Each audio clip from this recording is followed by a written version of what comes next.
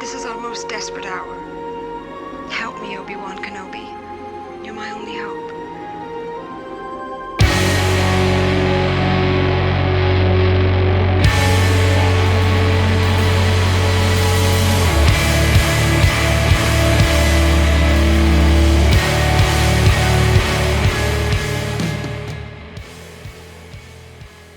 Welcome once again, my fellow manipulators of digital fate. I'm Richie, this is Capricorn, and may the 4th be with you. This deck is called ANewHope, and we may not have Jedi, but we have the next best thing in the form of Angels. This is the comeback of Angels that we've been waiting for.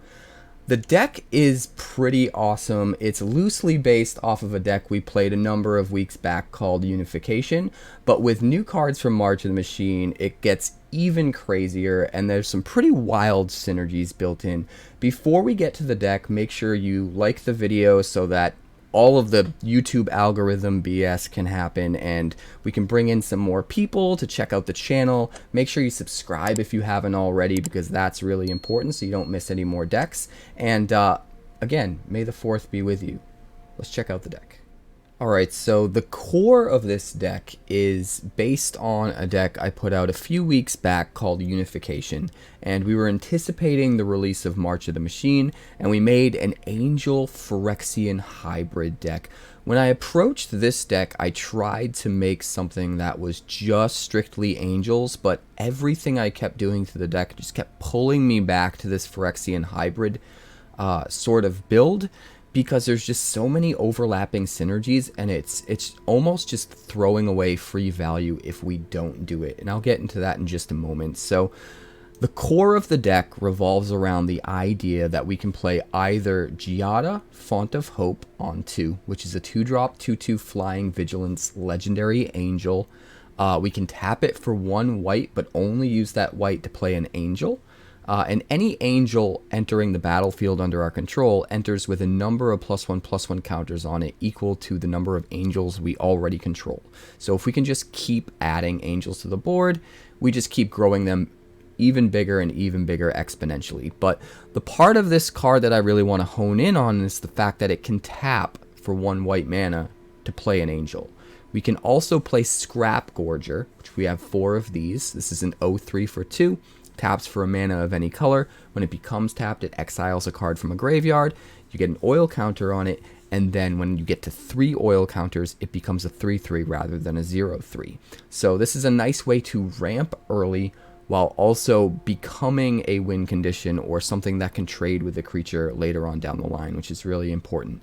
But both of these cards are able to provide mana to ramp into Atraxa, Grand Unifier. If we can slam Atraxa, not only do we get a giant 7/7 flying vigilance death touch lifelink body on the field, but we get to refill our hand with a bunch of cards. And what's important about this is Atraxa is both a Phyrexian and an angel. So if we're going angel tribal and we're trying to spread ourselves thin on colors here by playing 4 color for Atraxa, it's pretty easy to just have the green for Scrapgorger, and then either of these can produce mana to play the Atraxa, and we can play Secluded Courtyard in the mana base, and Secluded Courtyard can come down, and usually we name Angel, but if we happen to be missing the green early and we need it to play a Scrapgorger, we can just name Phyrexian instead, and there's so much white in our mana base, it doesn't really hurt our angel cards all that much. We should still mostly have enough white for the angels.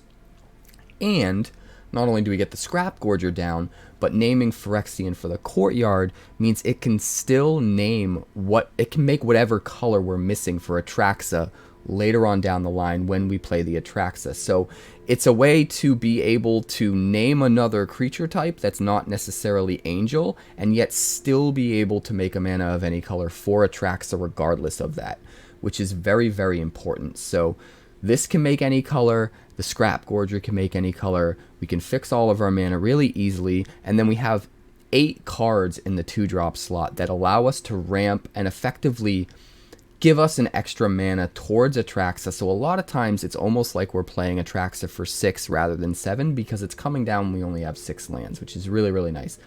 Occasionally we can have one of each of these out, or two Scrapgorgers, or whatever the case may be, and this might even come down for only five mana from lands, which is kind of absurd. So that's the core of the idea, and we explored that earlier with that deck unification, which I did link up above.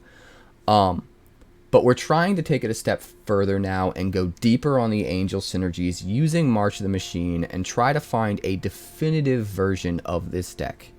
So the new cards I really want to talk about, there's a couple key cards here. The first being Errant and Giada.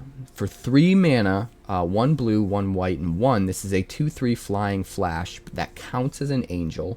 It's legendary. And as long as it's in play, you may look at the top card of your library at any time, and you may cast spells with flash or flying from the top of your library.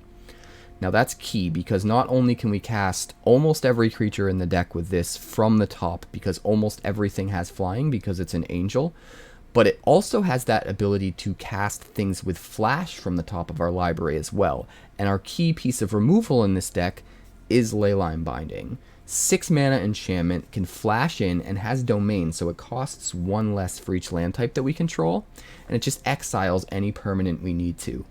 What's important to note about this is playing Leyline Binding incentivizes using these triomes. We run 4 Spara's Headquarters, 4 Raffine's Tower. So a lot of times this can be treated as a 3 mana flash piece of removal, because we're going to have at least one of those triomes down. Occasionally we'll have one of each, and this will turn into a 2-drop, and it can be played from the top of our deck because of Errant and Giada, and that's not necessarily something we'd be able to do if we weren't running these triomes, and we wouldn't be running these triomes if we didn't need to go 4-color for Atraxa and Scrapgorger. So, like I said at the beginning of this deck tech, like, everything comes back to it just makes sense to sort of pair these angels with Phyrexians, because all of the overlapping synergies just work so well.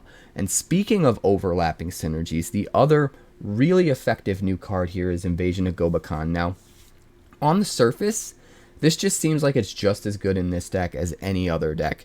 You play it for 2, you remove something very important from their hand, make it cost 2 more mana, so they can't play it until later in the game when it's not as effective.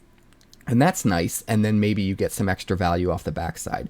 But that's not necessarily the case in this deck. In this deck, not only are we removing a very important card from their hand and giving us some breathing room, but we're able to flip the Invasion of Gobakhan very easily, because it's only got 3 defense counters, and almost everything in our deck has flying. Almost everything in the deck can swing in and flip this over by just attacking it with one of our flying creatures and immediately flip it. So when it flips, now all of our creatures start getting +1/+1 counters whenever they attack, and they get huge. But more importantly, we have this enchantment on the field that we can sacrifice at any time to protect our whole board, and a lot of times that's enough to just get through our opponent's removal, make it so they can't stop our assault, and we just get in for the win. What takes this even further in Angel Tribal is the fact that after we sack the Light Shield array, if we have Serra Paragon in play, of which we're running 3 in this deck, we can actually replay the Invasion of Gobakhan from the graveyard and get all of the abilities all over again. So Serra Paragon's a 3/4 flying for 4. When it's in play, you can play any land or 3-drop or less, as long as it's a permanent, from your graveyard, but it comes in with the stipulation that if it were to die again, it instead gets exiled and you gain 2 life. We actually get around that stipulation with Invasion of Gobakhan, because what happens is if we sacrifice the Light Shield array to protect our team, it goes to the graveyard. We bring it back with Serra Paragon. We recast Invasion of Gobakhan. Now Invasion of Gobakhan has the clause on it that says when it dies, it's going to get exiled forever, and we gain 2 life. But what happens with these cards that get exiled and then come back into play is the exile clause from the card itself actually overwrites the exile clause from the Serra Paragon. So if we attack the Invasion of Gobakhan again, while it has that it has to be exiled and you gain 2 life clause from the Serra Paragon, we then get to exile it and play it, and it overwrites that. So we get Light Shield Array back in play. It no longer has the clause attached to it that when it dies it becomes exiled. So we can once again use this, sacrifice it to protect our team. It goes to the graveyard. We can replay the Invasion of Gobakhan, and we can literally rinse and repeat every single turn for the rest of the game. So as long as we have a Serra Paragon in play, and our opponent can't effectively navigate through playing around it and holding up multiple removal spells, or you know, trying to remove on our turn and then on their turn, or whatever the case may be, we can just keep replaying Invasion of Gobakhan, keep removing something from their hand and taxing it for mana, keep attacking it with our flyer that's really hard to block, flipping it, putting more counters on, and getting back the Light Shield Array, and it just never stops. It's kind of wacky. To round out our removal suite, along with the 4 Leyline Bindings, we have 2 Archangel of Wraths. I like to have at least a nice 6 package of removal in a deck, so the fact that we can kick this to shock something, or sometimes double kick it to shock something, acts as a nice piece of removal in the deck that's also able to synergize with all of our flying synergies from Errant and Giada, our angel synergies with Giada, Font of Hope, so on and so forth. So that can be very effective, and because we're running 4 colors, it's really easy to get that black for the kicker, and it's also pretty easy to get the red. Even though we have no red lands, if that Secluded Courtyard comes down and names Angel, we can get red from it to kick the Archangel of Wrath. Or if we just have the Scrapgorger in play, we can get red from that to kick the Archangel of Wrath. So you can start to see everything come together, where it would just kind of be silly not to try to include this sort of Phyrexian tilt into the deck, because there's so much free value on the table that we're already halfway towards getting to anyway. So we just go all in and we make it work, and it's kind of nutty. Also in the 4-drop slot, we have 1 Drana and Linvala. It's legendary, so I am going to keep this to 1, but it's really good when it works. It comes down as a 3/4 flying vigilance for 1 black, 2 white, and 1. Activated abilities of your creatures, of creatures your opponents control, can't be activated, and Drana and Linvala gets all activated abilities of all creatures your opponents control. Also, because of the vigilance, you're able to use those activated abilities even after swinging. Or potentially you swing in, you say go, your opponent attacks you, you can block, and then you can use an activated ability. And some of the activated abilities we can shut down on our opponent's side is nuts. One game I think we shut down our opponent's Skrelv. He couldn't protect his board, and not only that, but Drana and Linvala gained Skrelv's abilities, so now we could protect our board, and he couldn't really do anything about it. Skrelv just sat there for the whole game. It gets pretty wild. This can shut down an opposing Reflection of Kiki-Jiki and turn Drana and Linvala into a Reflection of Kiki-Jiki, which is pretty nutty as well. Like, there's so many little things this can do that you don't really think of until you're in the games. But again, it is legendary, and we have so many cards we want to fit in this deck, so just 1 feels right. More 3-drop slot stuff. We've got 3 Steel Seraph. Come down prototype as a 3/3, can give our creatures vigilance or flying or lifelink, and all of them are super important. The vigilance is important if we want to be able to swing in and get counters off of a Light Shield Array without tapping our creature and making it susceptible to something like Wandering Emperor. And the lifelink can just be huge if we've got a big creature because of Giada or whatever, and all we need to do is swing in and gain a big chunk of life one time to race like a mono red deck or something like that. So Steel Seraph is absolutely key. I'd like to fit more, but we need at least 3 so we can at least get 1 online pretty consistently. We've also got 4 Inspiring Overseer because it's just too much value. Comes in as another angel, works all of our angel synergies, draws us a card, gains a life, helps us keep pushing forward, makes our land drops, refills our hand. Like, it's super important for the deck, and because it aligns with all the angel synergies, it's a no-brainer and a must-have.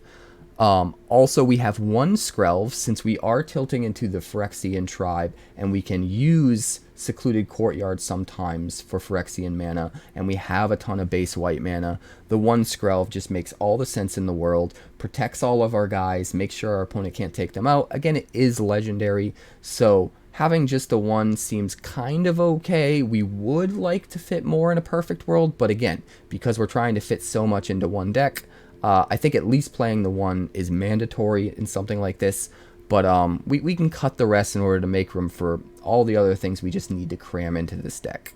We also top out at some pretty interesting top ends. So we have 1 Liesa Forgotten Archangel, again another legendary creature, 4/5 flying, lifelink for 5, comes down as an angel. Whenever another non-token creature you control dies, you return that card to its owner's hand at the beginning of the next end step. And if a creature an opponent controls would die, exile it instead. Both of those abilities are important. All of your creatures, all of the creatures on your opponent's side being exiled can be super important to avoid death triggers. And then, you know, being able to add an extra layer of protection for our board is really important. We're able to, between Liesa and the 4 Light Shield Arrays and the Skrelv, we kind of have 6 cards that protect our board. And then we also have 3 Serra Paragons to replay things if they do happen to kill our board, and potentially even replay some of the stuff that protects our board. So it's a nice little package there of keeping our board thriving and making it a hard time for our opponent to deal with the things that they want to deal with when they want to deal with them. We also have obviously the 2 Atraxas at the top end, but we have 1 Eternal Wanderer. This card is kind of perfect for a deck like this. Again, I can only really make room for 1. It is legendary, so that's fine. 6 mana for a 5 loyalty planeswalker. No more than 1 creature can attack it. But the real kicker here is +1 loyalty. You can exile 1 artifact or creature, return it to the battlefield under its owner's control at the beginning of that player's next end step. So this allows us to re-trigger Atraxa to refill our hand, or to re-trigger Inspiring Overseer to draw another card. It allows us to flip our Steel Seraph from the prototype version into the full version. It allows us to do so many interesting things in this deck, and that's not even counting the rest of the abilities. On 0, we can make another 2/2 double strike dude that could just add to our board state. And if we're desperate and they're overwhelming us with their board and we're behind, we can -4, choose their worst creature for them to keep, choose our best creature for us to keep, and everything else goes away, which is really, really awesome. So that's the deck. The mana base is very clever. 4 Spara's headquarters, 4 Raffine's towers, so that we have all the colors we need, as well as the domain for Leyline Binding. 1 Plaza of Heroes, because it can't cast our Invasion of Gobakhans or our Scrapgorgers, so we don't want to go too crazy with these, but just the 1, it can play all of our angels that are off-color, because all the off-color ones are legendary, and then it can be another way to protect some of our permanents later in the game. The 4 Secluded Courtyards are key for either angel or occasionally the Phyrexian creature type, and then we try to just focus on making sure we have as much white and green mana as possible early, so we can get all of our white stuff into play and get our Scrapgorger into play on curve. So we have 4 Brushlands, 1 Overgrown Farmland, 2 Shattered Sanctums, 1 Boseiju, 1 Plains, 1 Eiganjo, and I think the mana is just right. The games have been awesome, the deck is cool, but what I'm really excited about is March of the Machine Aftermath is going to bring some new angels into the mix, and I really think we're going to finally see a final complete version of this deck once that set releases. But this version right now is super awesome and super fun. It is our last best hope. Let's check out the games. We will keep this. We're a little light on white mana though. That's okay. Play Scrapgorger.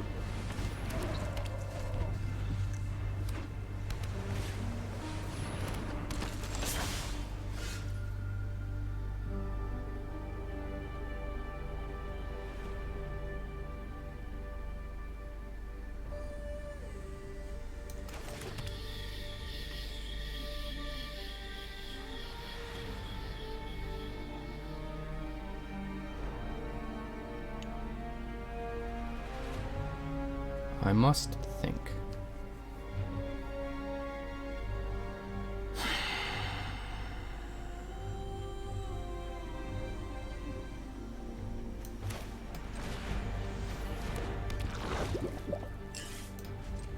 We're gonna hold up Leyline Binding.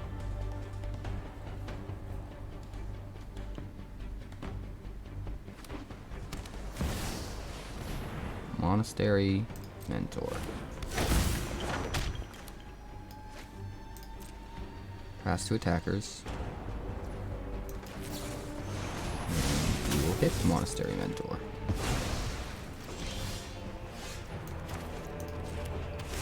A little slow. A little bit.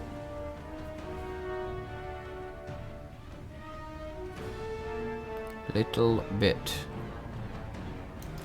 Man, we're getting really unlucky with our lands.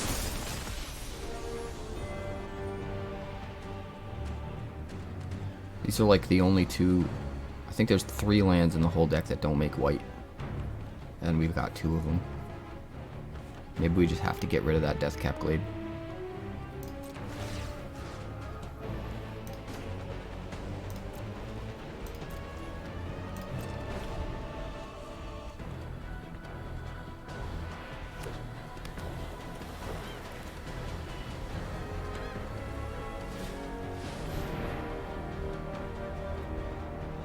Segovia, sure.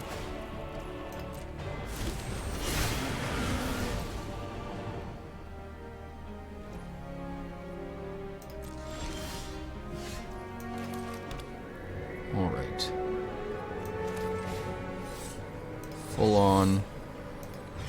on shenanigans. Kill. Kill.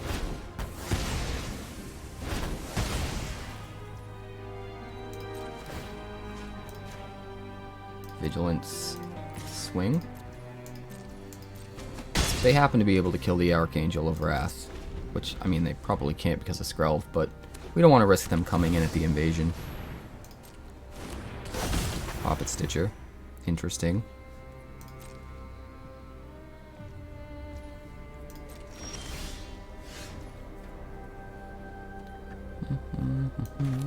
Try this. Draw a card. Secluded Courtyard, we will name Angel.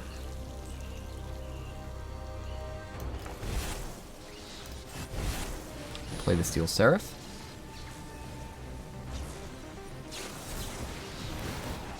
Counter spells.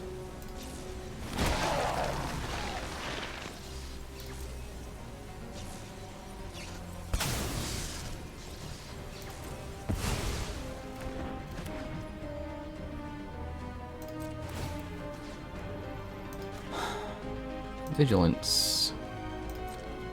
We'll swing in with these 2. Go up to 28. End the turn. Have plenty of blockers. And Skrelv to protect our team. Wedding announcement.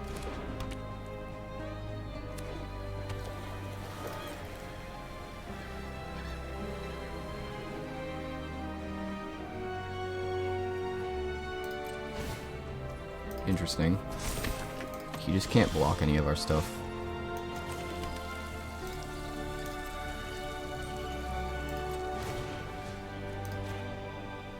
Vigilance.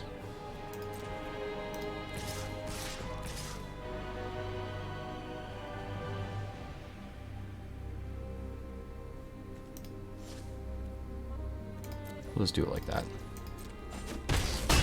We're a little flooded, so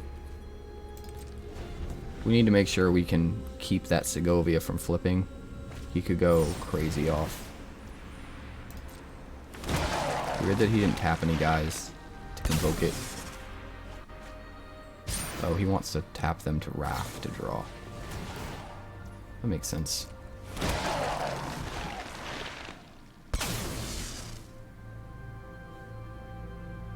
Alright, so Poppet Stitcher will flip on his next upkeep. But he'll be dead. So I don't think it'll matter.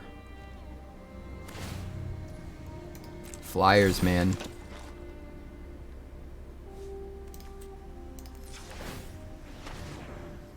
Get out of here.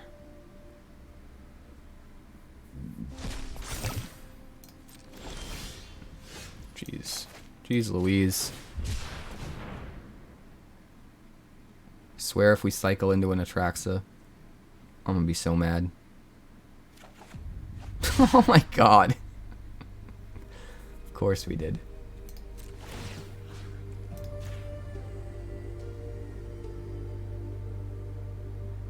Vigilance. We'll play it safe, but we'll go for the win. So instead of attacking with the Overseer, we're attacking with the Steel Seraph.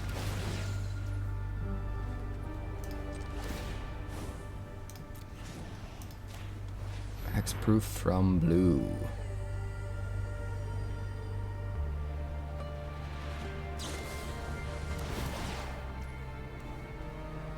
Sure.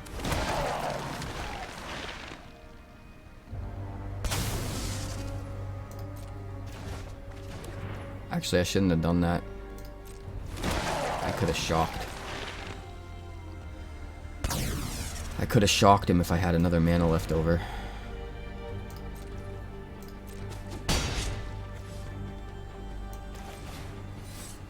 Instead, we just have to play it like this.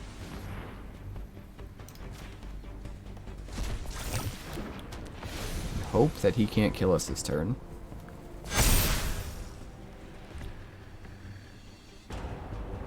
No, he doesn't have enough mana. Unless he's got some crazy shit in his hand.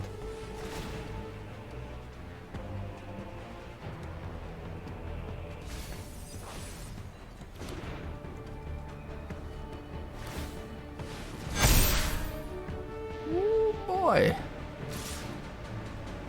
It's not enough. 5, 10, 15, 20, 28, 30. He doesn't have 5 mana to do that, right?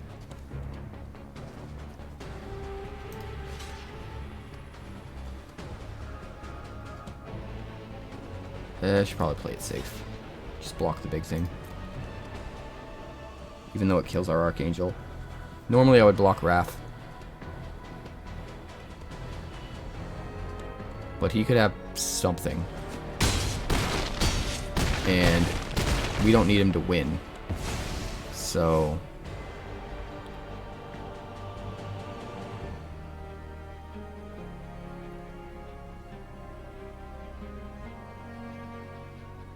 he needs to kill our Steel Seraph.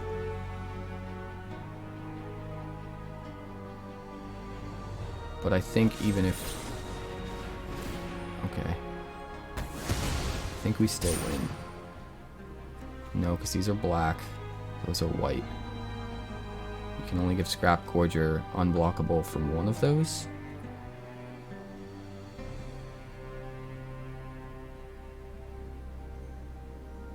Very tricky. Oh, okay, you're really going all out.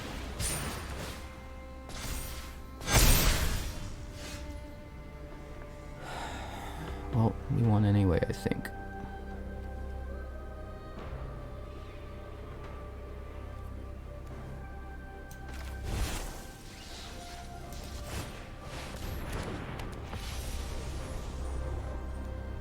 Wait, no, it won't. Oh, wait, no, hold on. I got an idea. Give the Scrapgorger flying. We attack with both. We exile a card. It becomes a 3/3. We win. Whew, tricky. Tricky game at the end there.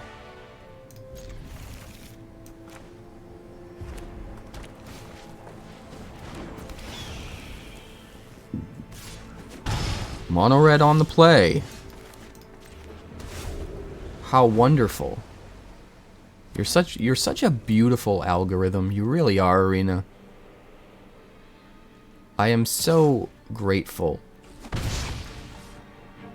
for how meticulously and carefully you are crafted.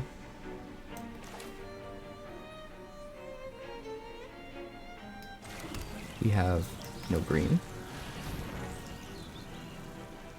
Even though there are 14 green sources.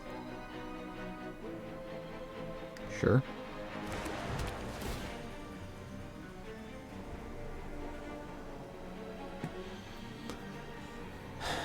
Festivities. Lightning strike.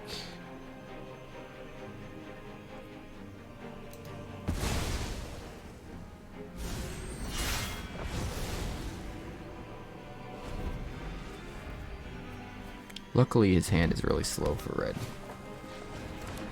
He might be okay.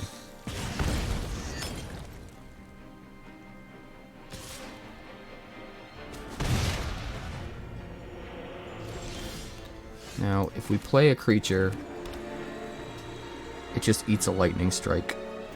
So our options are we Errant and Giada when he doesn't have the mana anymore, or we Leyline Binding.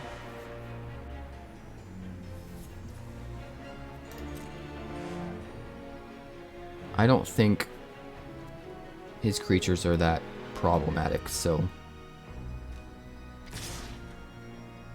I'm not going to waste a Leyline Binding on them. I'm going to do this. Force him to have to use his Lightning Strike if he wants to keep his Phoenix Chick alive.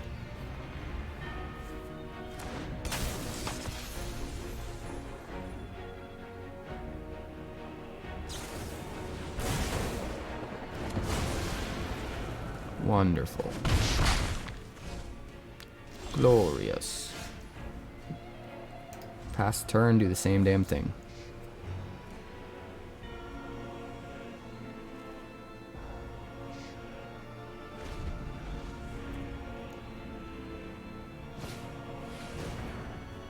Reckless Impulse. Swift Spear and another Impulse. Sure.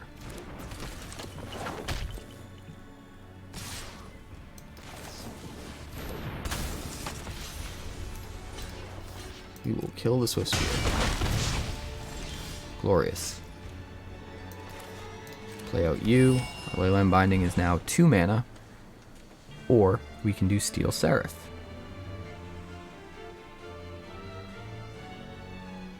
I don't think we really have much of anything to hit with the Leyline Binding. Let's go Vigilance and swing at the Gobakhan. Yeah, we got this game. I'm not worried about it. He can't kill both in the same turn.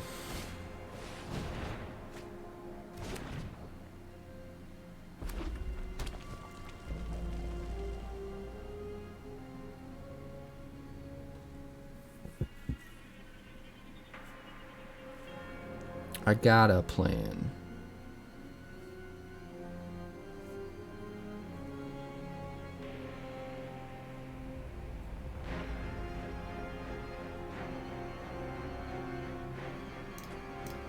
Hello, dust of this planet. Now I got a plan for that. What I was gonna do is only block one of the creatures. So he would have to waste both of his End the Festivities just to finish off the one creature that blocked, and the other would survive because I wouldn't block with it.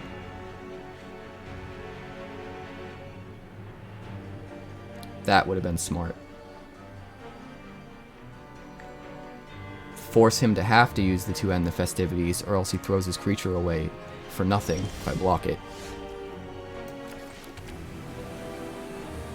Do we hold up both Leyline Bindings? No.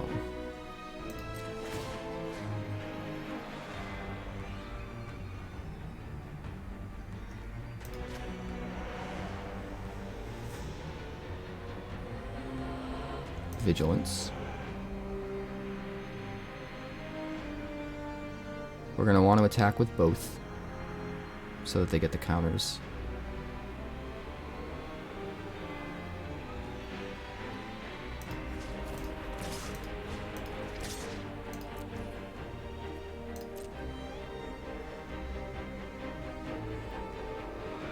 This is where things get gnarly.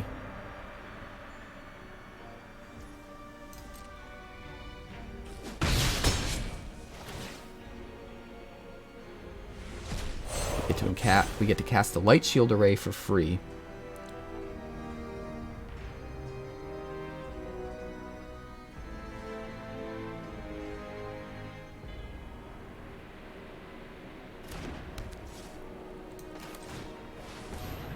Play out 1 Scrapgorger as another blocker. We're going to hold up Leyline Binding just in case. Our boys will get counters. Worst case scenario, if he tries to pull any shenanigans, like dump all of his End the Festivities to kill our creatures, we just sack the Light Shield Array and they all live.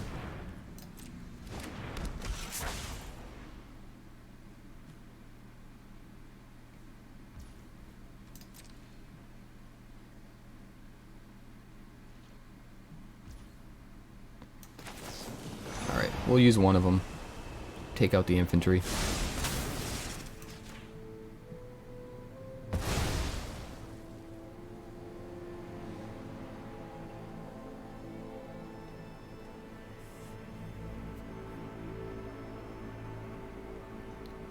What's up, King Case? Welcome to the stream.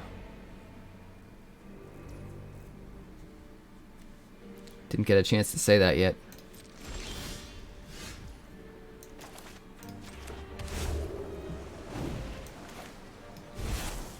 Just play the small version.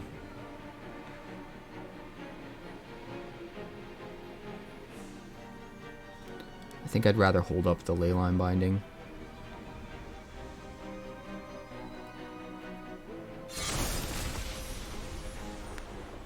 Then play the Overseer. Well, no, it'll gain us a life, right? Screw it. We'll eat you.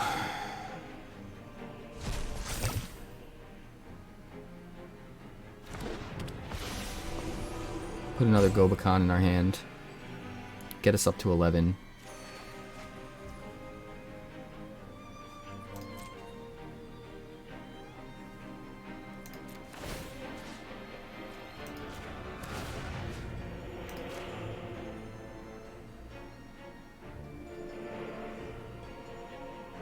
He's not very happy, is he? Vigilance.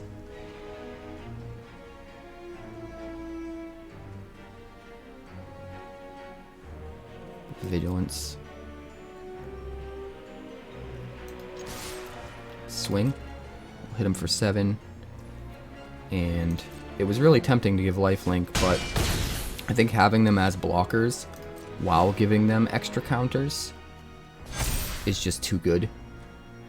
So we do it that way.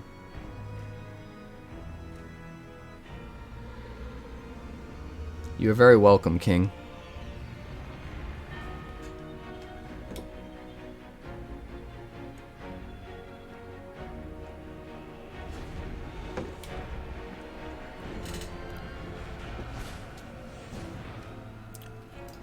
And the festivities to kill the one Overseer. And the festivities. Here's where those counters really start to matter.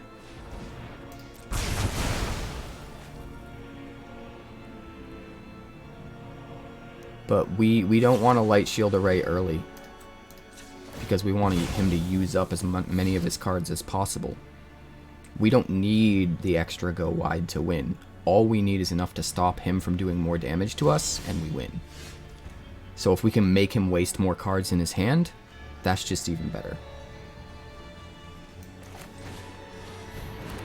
Gobakhan. Squee. How do we want to do this? It's got that lightning strike. So I guess we go like this.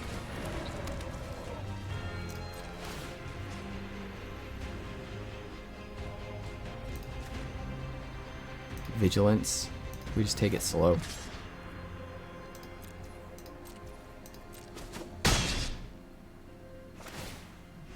Like, I'm not worried about it. I'm not in a rush. We just get there. Like, what's he gonna do now? He can't get through our blockers because of light shield array.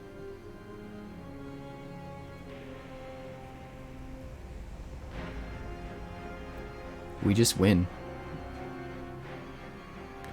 Especially now that Steel Seraph is getting big enough. Instead of Vigilance, now we just start giving it lifelink. Because we're going to gain more life than what he can do for damage on an attack. So it won't matter that we hold it back as a blocker anymore. We have all of our expensive stuff. All of it. And no Triome for binding. All Triomes. Wonderful. Sure.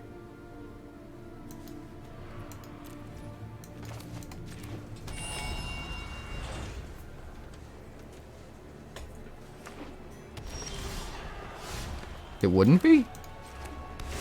I don't recall ever playing an 80 card deck without Yorion.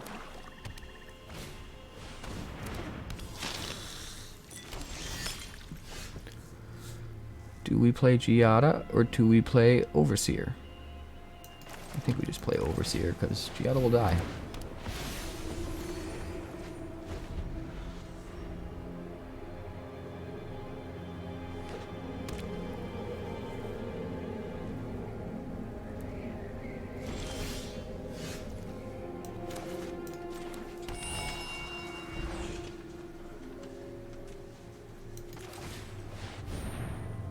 We'll just play another one. Keep trying to dig into finding our lands, that sort of thing.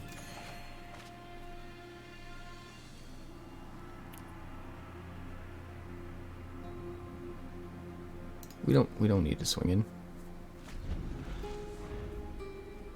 We can just hold off his Harvester from swinging in, force him to use removal. Wayfinder, which is only good if it deals combat damage, so... Alright. Here's a turn.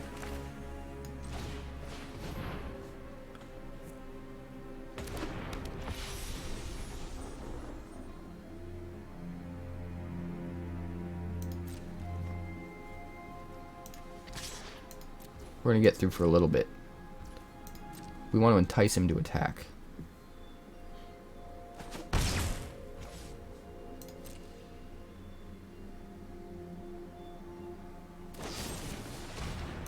And then we respond with a really big Errant and Giada. I hope you have another spot removal.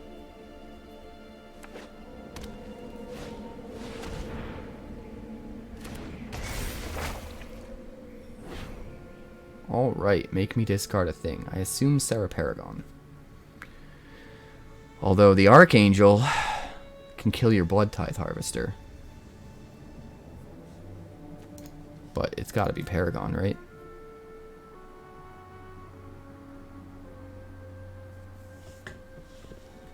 It's gotta be Paragon. Welcome back, Avalan. Paragon.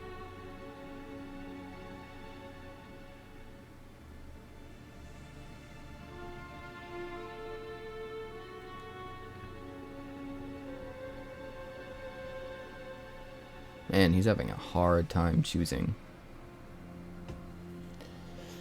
If he's worried about the short term, he needs to get rid of Archangel. If he's worried about long term, he needs to get rid of Paragon. And that's it.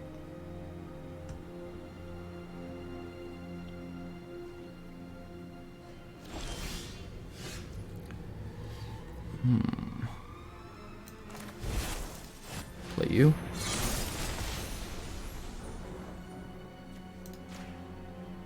Vigilance. And we'll swing in for 9.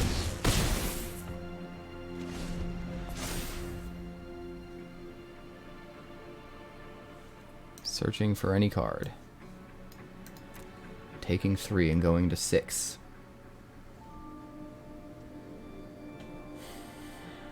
I assume it's a sweeper? It's a sweeper, right? Drag to the bottom does not kill Errant and Giada. But it will if he sacks the Harvester first. He's going to lose the Harvester anyway, so... No, he just gets go for the throat. That's fine. And a Terra Sunder. Wow. Okay.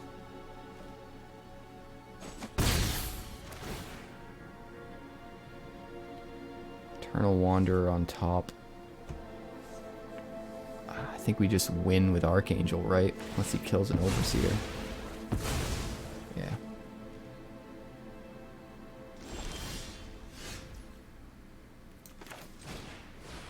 So Archangel doesn't make sense here since we don't win outright with it.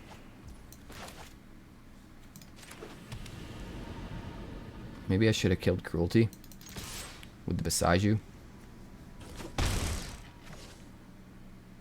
Hard to say. At 6 we can Eternal Wanderer. We can't double kick the Archangel, but we can single kick it. We're 1 away from Atraxa. We have lethal right now, so Tali. Yeah, I should have definitely used Boseiju. I didn't realize he had a Tali in there. Still think we can win, though.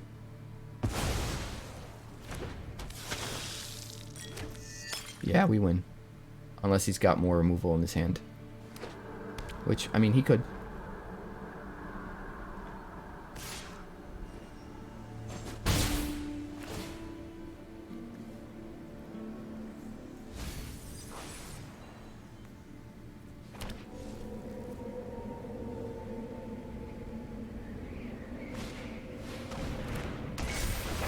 Fable.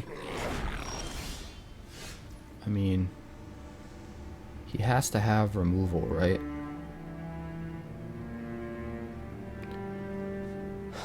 Let's swing in and see what happens.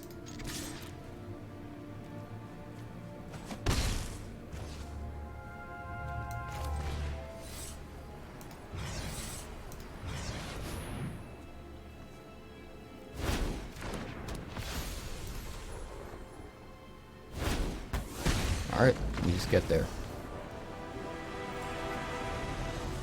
2 mana, both are tapped.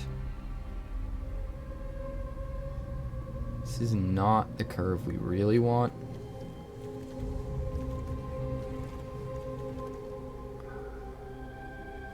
We're gonna try it. If I mulliganed and got the same exact hand, but had to put one back, I would keep it. So I should keep it now.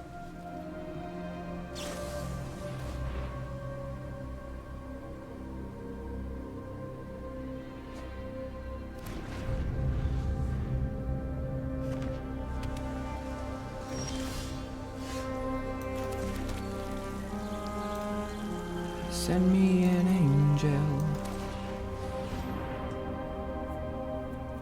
Gobby gobby. Counter, counter. Go on. Give me that counter.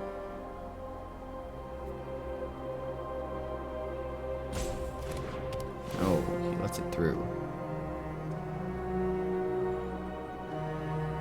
Oh, Jesus Christ.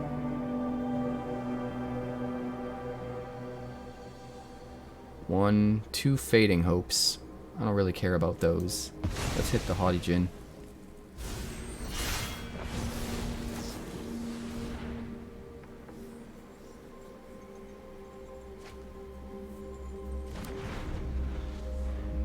Like, if he keeps returning our Overseer to our hand, so be it.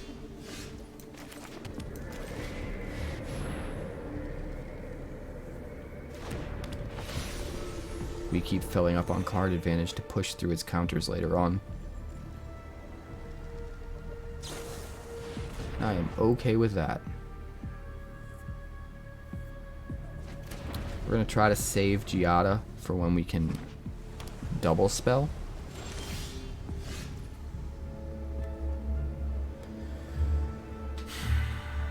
I guess we got to do this, right? And we'll see if we can land the Seraph here.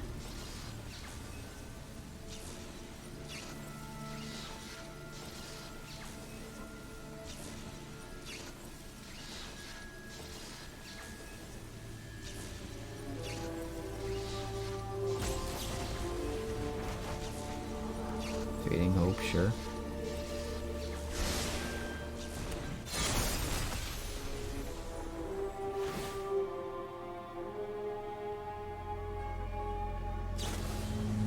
Fading Hope again. That's fine. Next turn we'll Giada Overseer.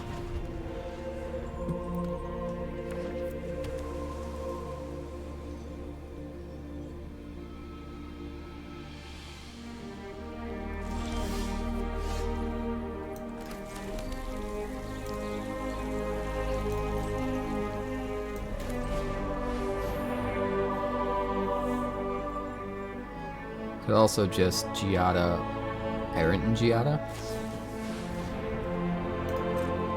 But I don't think that's as good because he's inevitably going to find removal for our guys.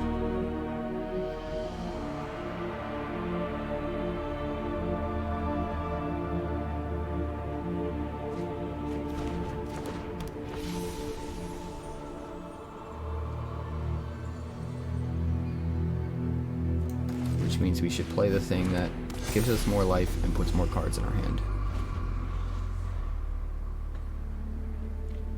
He's got to stop the Overseer, or we get to swing in and complete Gobakhan.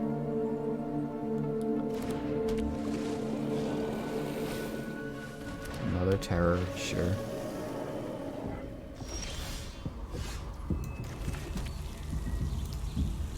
Angel.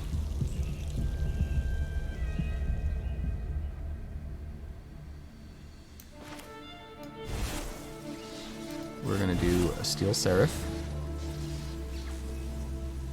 And then we can respond to him killing Giada by flashing in Errant and Giada to try and get more counters.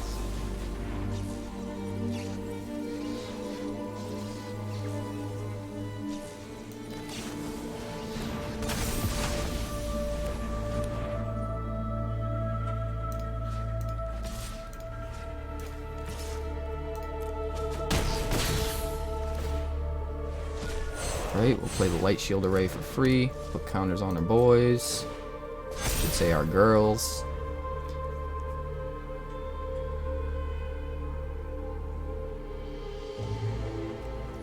Hexproof and indestructible, and at this point we're racing him. So, no blocks.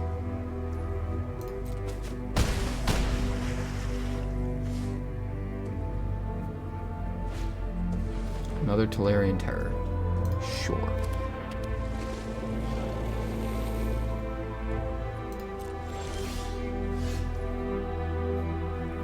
Paragon.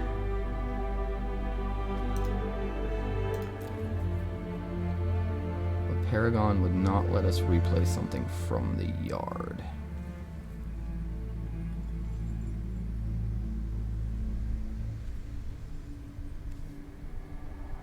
So I actually think it's better to do this.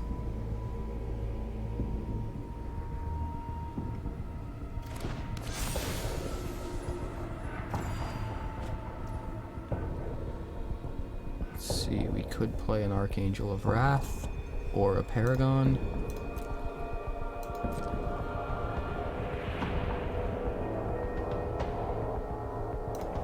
Swing. Swing. Swing.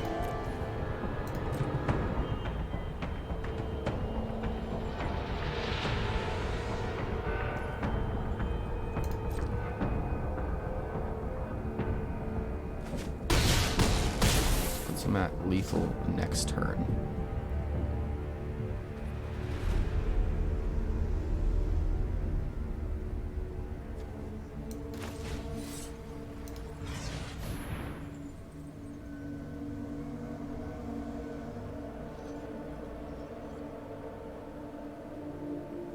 We do not pop the Light Shield Array here if he tries to bounce one of our tapped creatures, because that's a trap. As long as we can survive this next turn cycle, we only need to swing in with any 2 creatures and we win. Huh. Okay, yeah. I guess that works.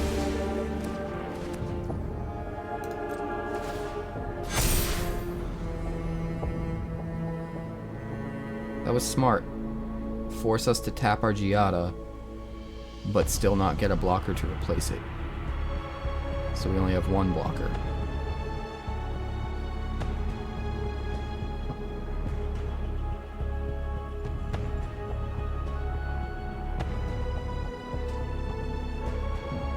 He has to swing everything.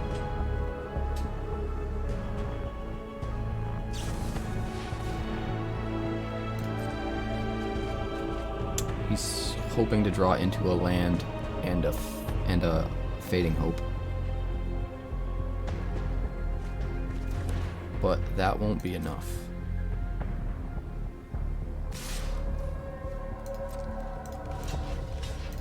Good old Light Shield Array. Good old Light Shield Array.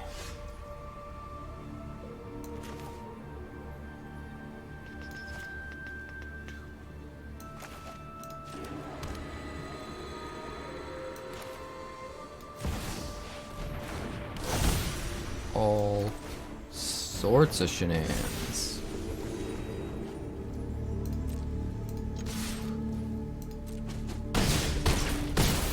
Good night.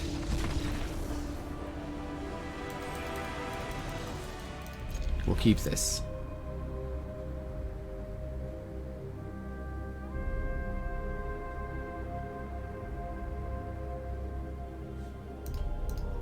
Hello. Tower. We'll go Courtyard on 2 named Phyrexians so we can get Scrapgorger in play.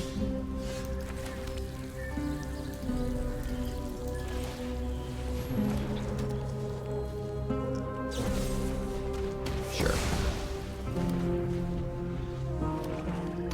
It's kind of a given.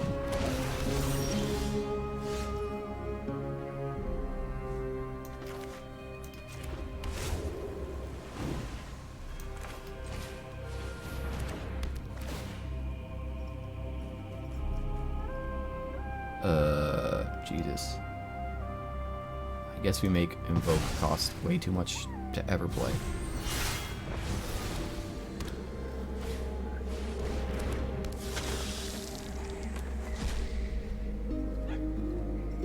And that is fine.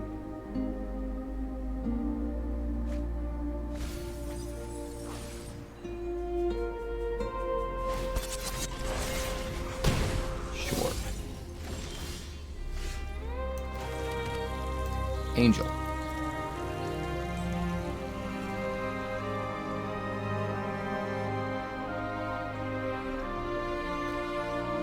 If I let him hit me, I can get the Steel Seraph into play so that I can flip the Gobakhan next turn. Or I can just Binding the Appraiser now. But he's still going to crew the Bankbuster. Maybe I wait until he crews the Bankbuster and then I Binding it.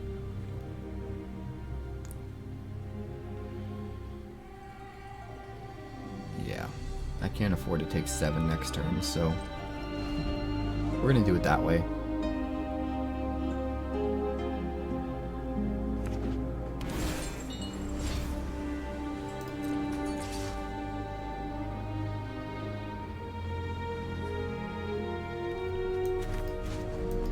Okay. Bizarre, but okay.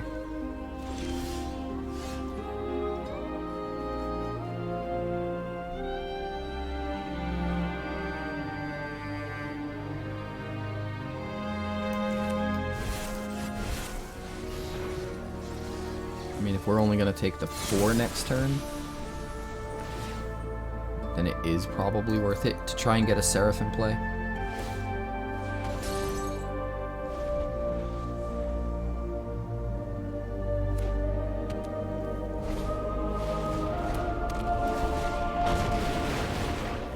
Thank God I have that Binding.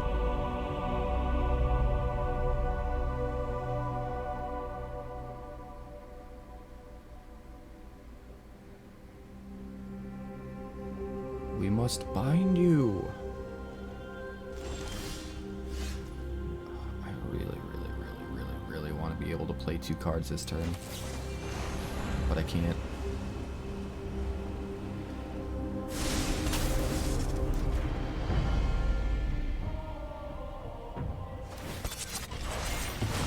Doesn't matter. Lifelink. Love you. We need to try to get above 20 as quick as possible. Because if he gets that combo off, it's gonna do 20 to the dome.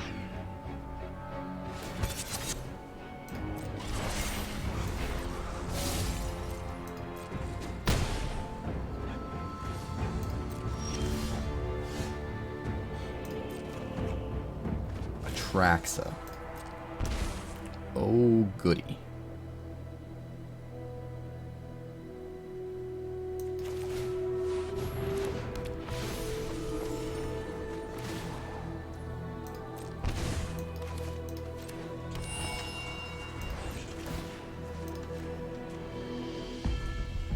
Vigilance.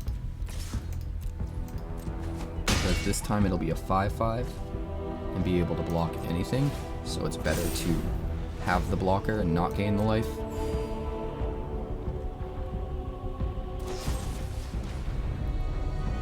That's fine, I don't need that. You're trying to bait out my light shield array. Mama didn't raise no dummy.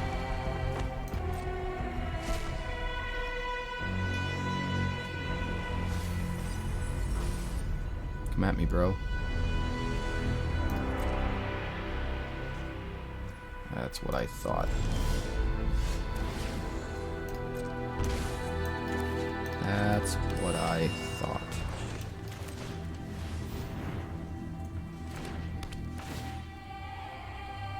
See what you got in your hand. All sorts of fun shit. All sorts of fun shit. Make Chandra cost too much.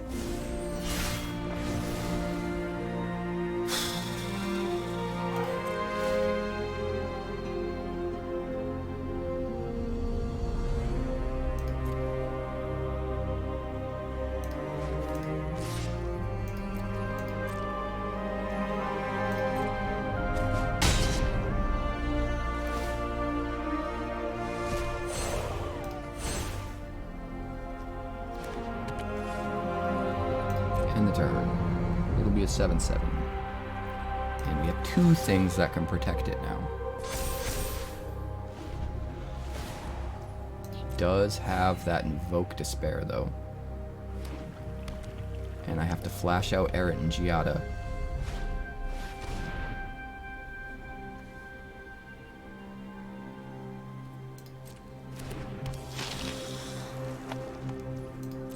In order to soak it up.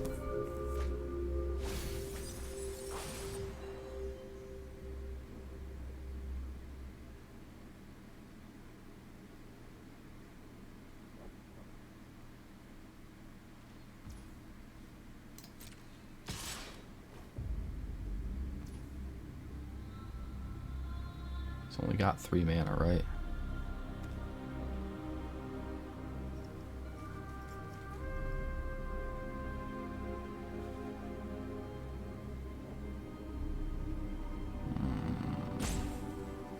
Tricky.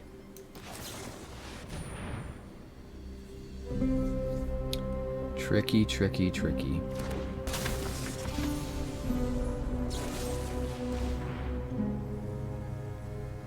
You made a mistake, sir.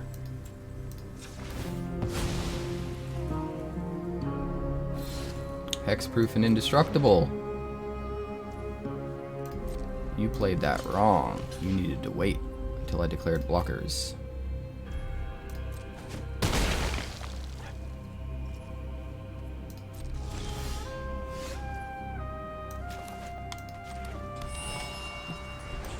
Alright, let's do the thing, baby. Skaboomba.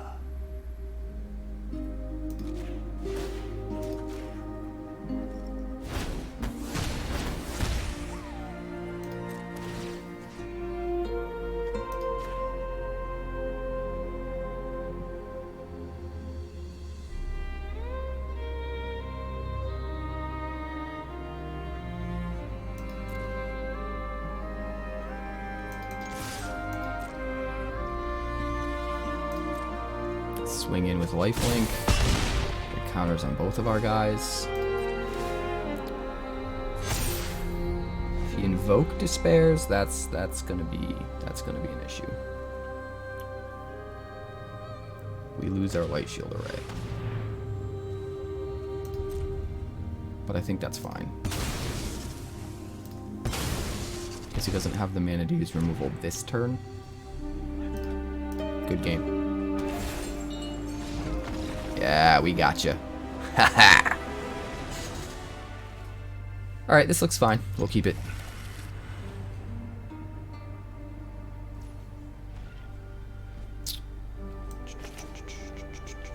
Alright, we're gonna go Phyrexian, Skrelv, and then he's gonna be really confused when we start playing Angels.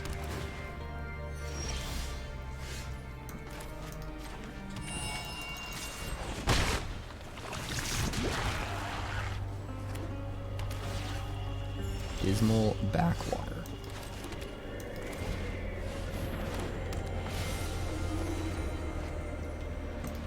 We'll just swing.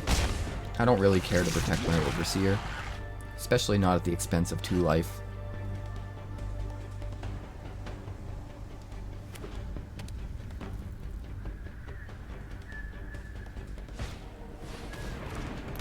Invasion of Amonkhet. That's interesting. Giada. Binding. I guess we do Scrapgorger.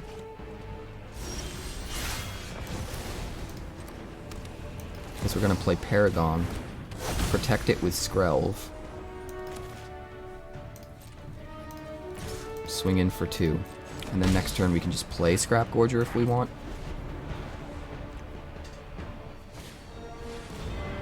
Invasion of Amonkhet. Alright, we will dump the cheap thing again. So we can play it from the yard.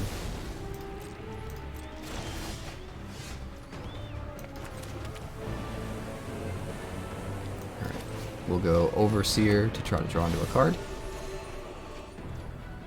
And then we'll swing with our boys. End the turn. That Skrelv is going to become a problem.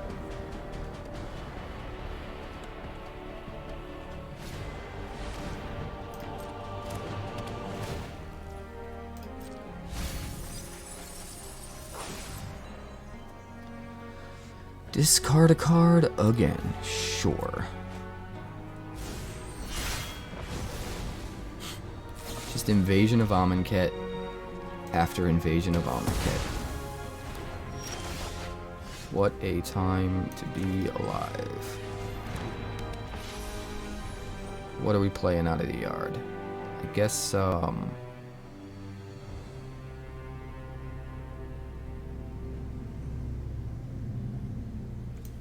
guess we should play Steel Seraph.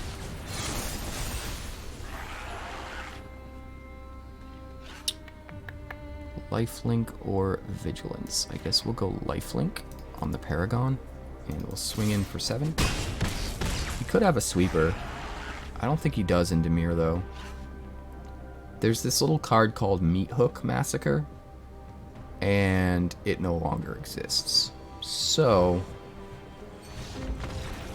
decks like Dimir can't do things that they're supposed to do. Keep this.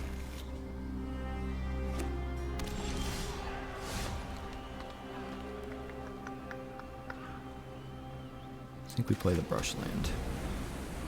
We don't want to give away the fact that we're an Angel deck quite yet, if we can help it.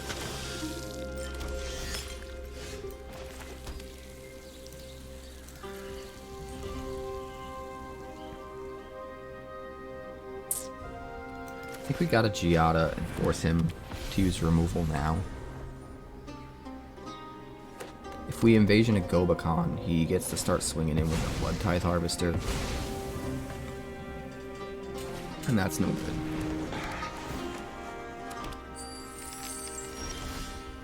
That is treasure. I think we steal Seraph. Because if we Invasion of Gobakhan next turn, we can immediately swing with the Steel Seraph and complete it.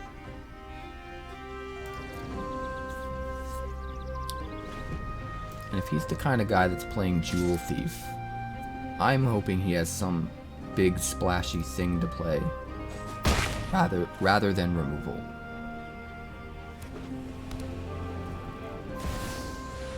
That works.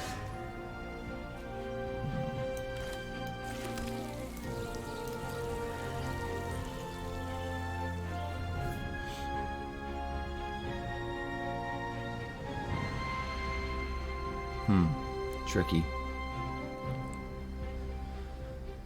If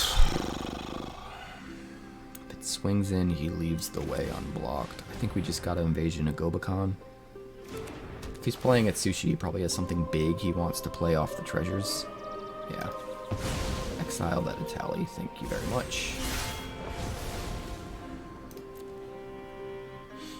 No attacks. He can play his harvesters. He can't crack them this turn.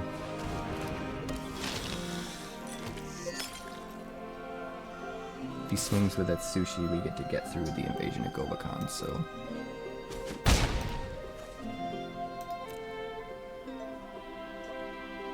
Maybe we hold up Eiganjo to kill its sushi? 6, 7, 8, 9. He would have enough... If Atsushi dies, he has enough to cast Atali. And that's not good.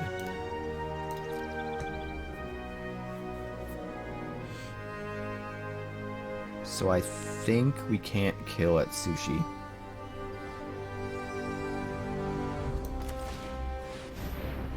That's what I'm thinking.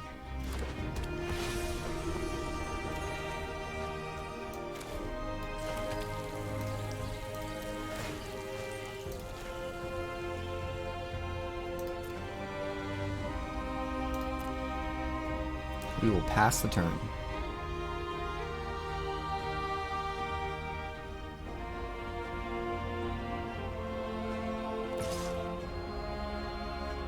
No blocks. If he's not going to swing with that sushi, we don't have to worry too much. He's not swinging with that sushi because he doesn't want us to flip Gobakhan.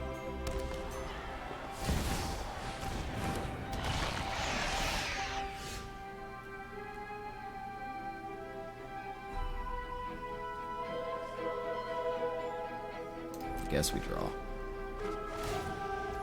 Good God, another Secluded Courtyard.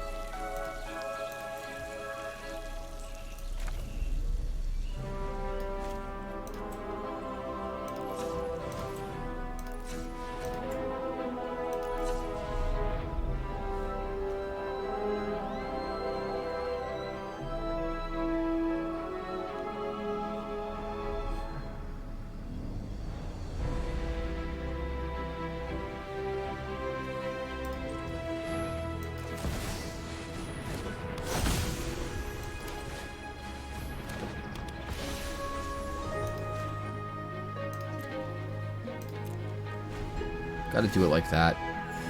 Next turn we can play these guys and they're gonna be huge. And we can also let like our Inspiring Overseer die and just bring it back with the Paragon if we need to chump block.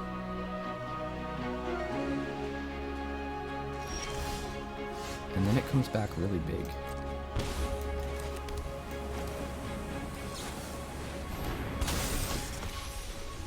Oof.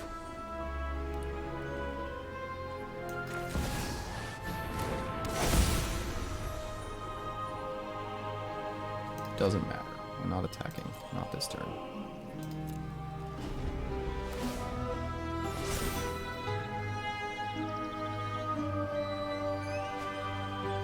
We still got 7 mana. That's 8. He can get a treasure off this and cast Atali.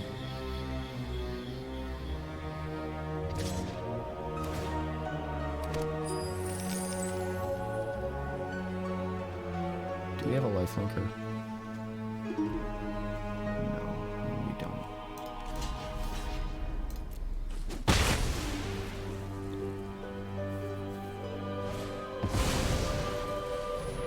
It's okay though. I think we can swing in for lethal next turn with a little bit of luck. He gets 2 Scrapgorgers. Nice.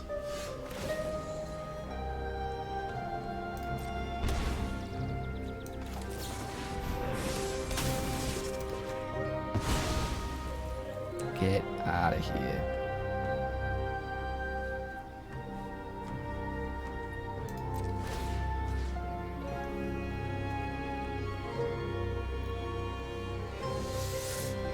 We probably need lifelink, yeah?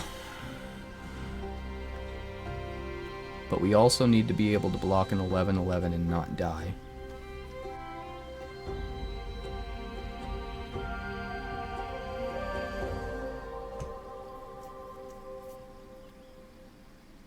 Eight, 14, 16, 20, 21, 22, 23. We do 24 points of damage, so it's not quite enough.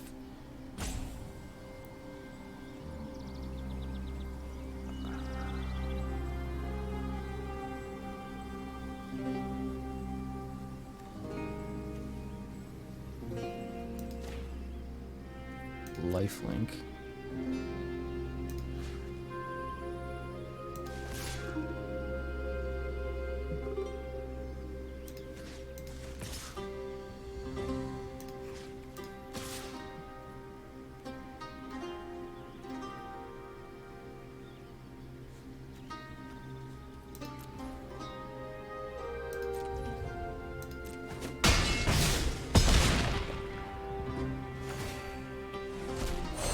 So that will make it so that we don't die to the trampled damage.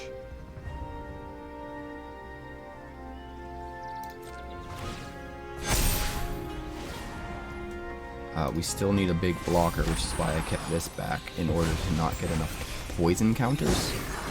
But we can sack the Light Shield Array to protect our team. We can also Eiganjo one of the attackers.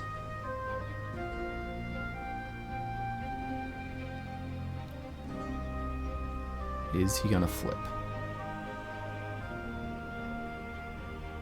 We've got lethal in the air next turn. He's flipping.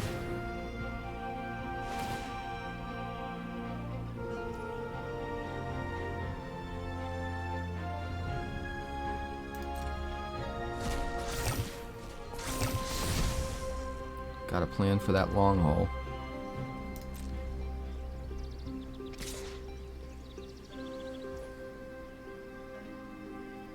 Just the 11-11.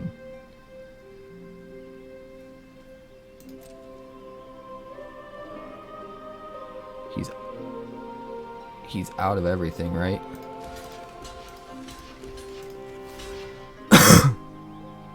It's indestructible, but he's got no mana. Unless I'm missing something. So we just sack the Light Shield Array. We take no damage. Nothing dies. We swing in for the win.